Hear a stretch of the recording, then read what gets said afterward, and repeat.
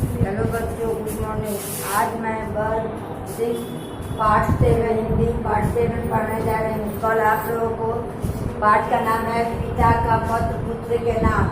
यह मोहनदास, हमारे राष्ट्रपिता मोहनदास करमचंद गांधी की लिखी कहानी है। वो अपने बेटा को पत्र लिखे हैं। कल आप लोगों को मैंने वीडियो के माध्यम से पत्र लिखने का तरीका बताई और जो बात कहा गया पत्र में लिखे गए गांधी जी के, उसके बारे में बताई थी। आज मैं उस पाठ का प्रश्न उत्तर कराने जा रही हूँ। आज मैं पहला प्रश्न बोर्ड पर लिखी हूँ, इसे आप लोग ध्यान से सुनिए और कॉपी में नोट कीजिए। यह पहला प्रश्न है, गांधी जी ने पत्र के माध्यम से अपने पुत्र को क्या क्या शिक्षाएं दी? गांधी जी थे जो अपने पत्र लिखकर अपने जेल में थे, लेकिन अब आज का मोबाइल के ज़माना है, उस समय मोबाइल नहीं था, इसलिए वो पत्र के जरिए अपना सुझाव दिए कि हम तुमको घर की जिम्मेदारी ऐसा करना चाहिए।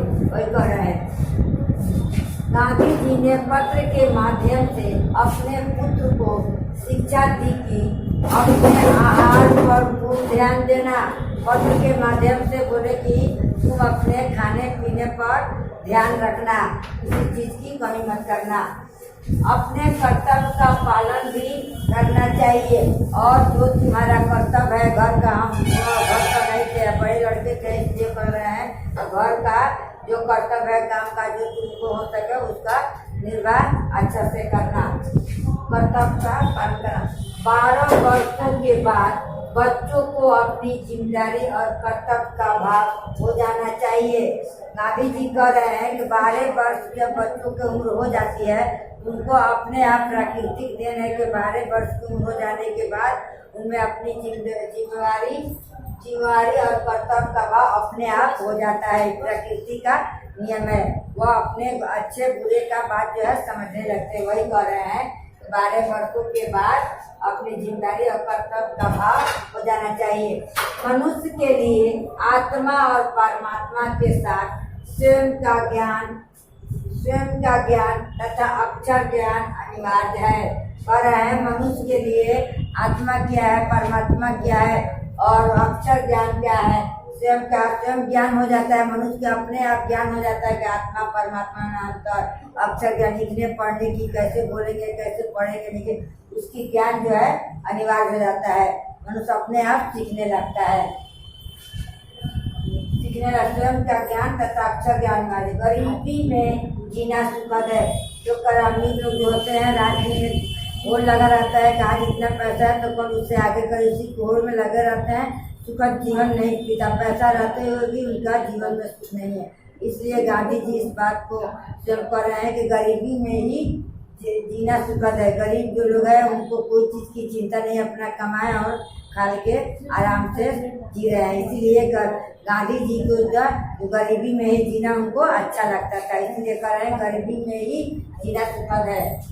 अपने कार्य को नियत समय में करना चाहिए और अपना जो काम होता है उसका नियम जो बना उसी नियम के अनुसार काम को। वही नहीं कि पढ़ने के समय बैठ कर गप करें और गप के समय पढ़े, ऐसा नहीं। उसका नियम बना हुआ, कब पढ़ेंगे और कब बात करेंगे। उस समय भजन प्रार्थना में भी देना चाहिए, खर्च का हिसाब रखना चाहिए। उस समय भगवान को याद करना चाहिए, भजन प्रार्थना भी भगवान से करना चाहिए, जिससे हमारा मन में बदलाव और खर्च जो है हिसाब से, जहाँ खर्च जो जरूरत के हिसाब से जो खर्च होना चाहिए उसे ही करना चाहिए, फजूल खर्च नहीं करना चाहिए। इसके बाद मैं आप लोग को दूसरा प्रश्न बोर्ड पर लिखने जा रही हूँ। इसे आप लोग लिखनी है और दूसरा प्रश्न आप लोग लिखिए, बोर्ड पर लिखने जा रही हूँ।